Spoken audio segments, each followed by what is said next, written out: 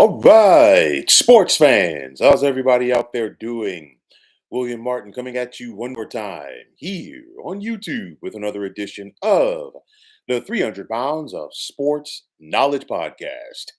Since Ryan Day became Ohio State's head football coach back in 2019 full time, all he has done is win.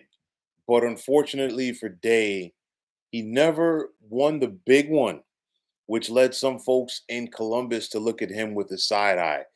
Day's record so far at Ohio State is 70-10, while he has gone 46-5 in Big Ten play. And on Day's watch, the Buckeyes have never lost more than 2 games in a season.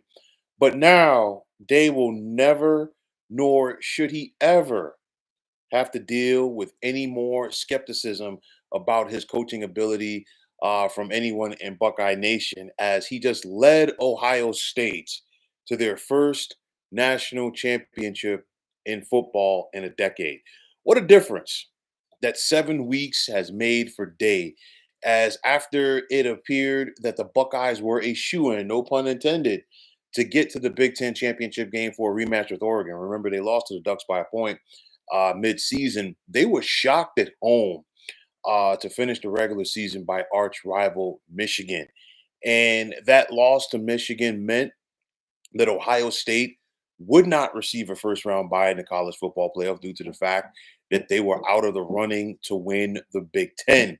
But whereas in years past, where the Buckeyes would have had to just simply settle for a New Year's Six bowl game and no college football playoff or BCS or whatever, they had new life in the expanded 12 team playoff. And following that loss to Michigan, I was really curious, and I talked about this after the loss to Michigan. I was really curious to see how Ohio State would show up in round one of the playoff and what kind of crowd would await them at the horseshoe. Okay, because typically you would think, okay, is there going to be some type of carryover from the Michigan loss to that game? But that was not the case. I mean, you think about it, the loss to Michigan, the whole flag planting controversy in Columbus afterwards, and it lit a fire under the Buckeyes, and we saw it throughout this college football playoff as we saw this Ohio State team click on all cylinders like they were expected to all season long. Okay, we saw them in round number one. They destroyed Tennessee at home. Then the rematch in the Rose Bowl with Oregon in the college football quarters. And it was a rematch, yes, a hyped up rematch, but it was a mismatch from the opening kickoff as the Buckeyes cruised to victory, getting the best of Texas in the Cotton Bowl in the semis. And then, of course, last night, climaxing everything with the win over Notre Dame in Atlanta in the national championship game. And you look at this Ohio State team, plain and simple, on both sides of the ball, they've got plenty of first rounders. And for the last month of football, they played like it. Okay. And in getting this championship win now, Ryan Day's name is right there with the likes of Urban Meyer, Jim Tressel, Woody Hayes, and all of the other great Ohio State coaches that went on to lead their teams to national champions. He is now in that exclusive fraternity. And the Buckeyes, they've always been there under Ryan Day. Okay. But of course, 4 consecutive losses to Michigan right now. And of course, previous playoff nightmares for Ohio State under Ryan Day, which included the loss to Clemson and the Fiesta Bowl, losing to Alabama in the national championship game. And then, of course, a couple of years ago in the Peach Bowl, the college football playoff semis, losing that contest, the Georgia game that they were up in.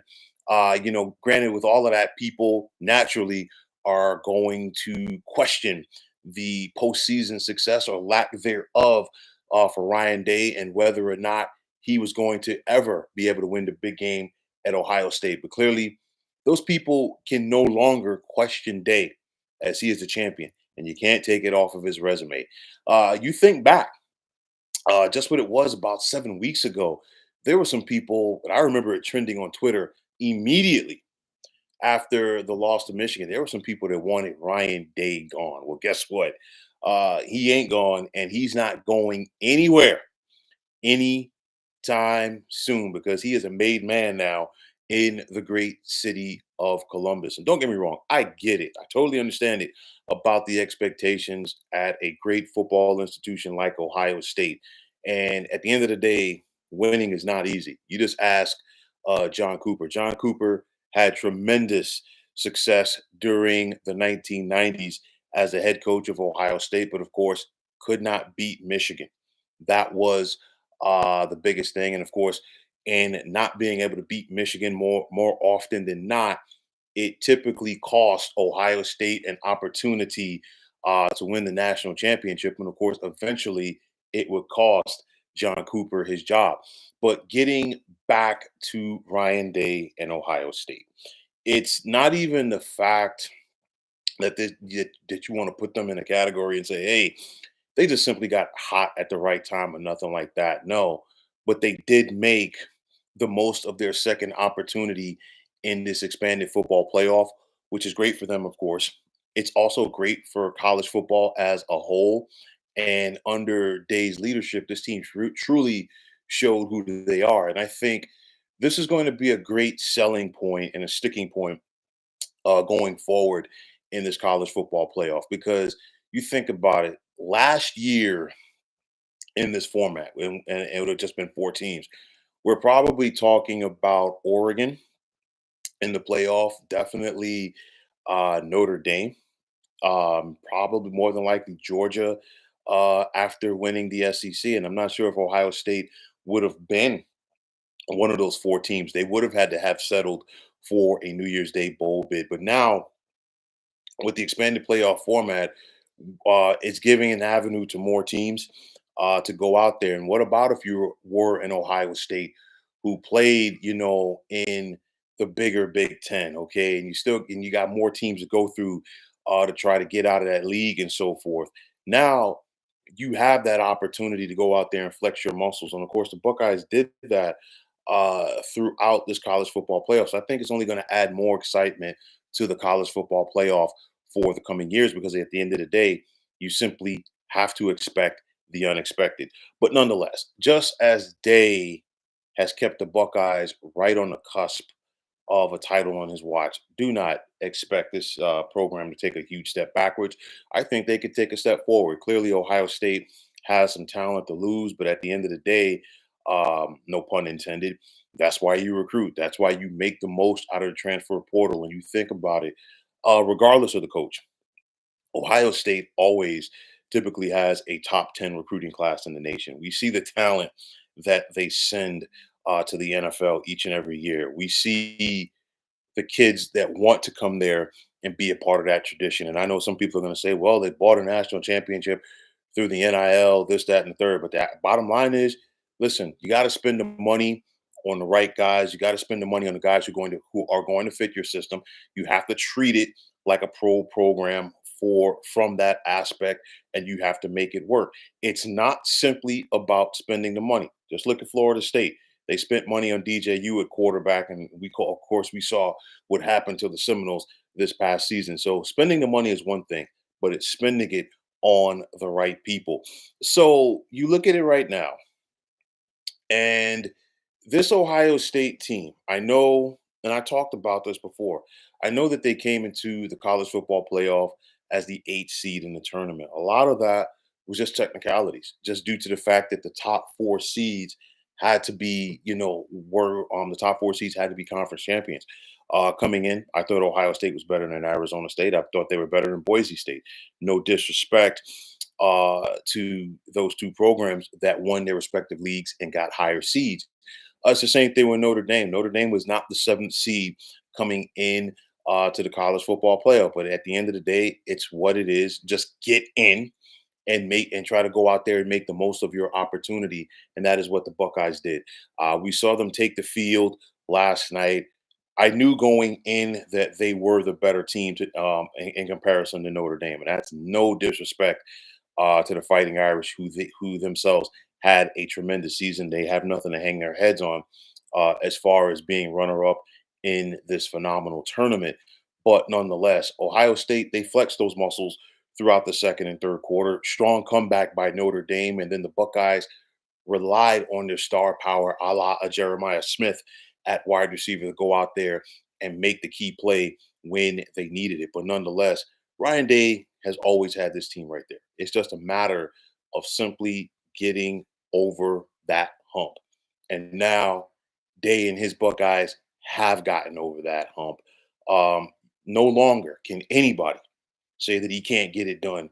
No longer are people going to criticize him. Yeah, they can still go out there and criticize him because he has, he's has 4 consecutive losses to Michigan. But at the end of the day, I'm sure the folks in Ann Arbor want to, nudge somebody and say, hey, you know what?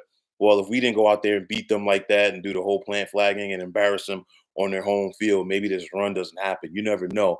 But I think it's just going to add something to that storied rivalry right there, because we just saw Michigan win it all last season, and now the Buckeyes just turned right back right after the Wolverines and did it themselves. So I guess if we're going to keep that Big Ten trend going, maybe it's Penn State's time next year, or maybe it's some time for Michigan State. You never know. Just throwing it out there, but nonetheless, this moment right now belongs to Ohio State. This moment belongs to Ryan Day, a good coach who I think at sometimes was heavily criticized for not being able to win that big game. You can no longer say that, as Ryan Day and his Buckeyes are now kings of the mountain in the college football world. But, folks, that is going to wrap it up. And as always, I want to take this time out to thank each and every one of you for tuning into the 300 Pounds of Sports Knowledge podcast here on YouTube. I want to take this time out to thank all of you fine folks out there for tuning in. And if you have not already, please feel free to subscribe to this channel. Now, if you're on the X, formerly known as Twitter, please feel free to follow me at 300 Pounds of Sports. And like I always say, if you follow me, it will be my pleasure to follow you right back. There's also the sports discussion group on Facebook at the Sports Depot 365. Now you can check it out. Drop a line and be a part of one of the better sports debating sites going on social media. So once again, fine folks, my name is William Martin. I am signing off. I'm saying take care and have yourselves a wonderful day.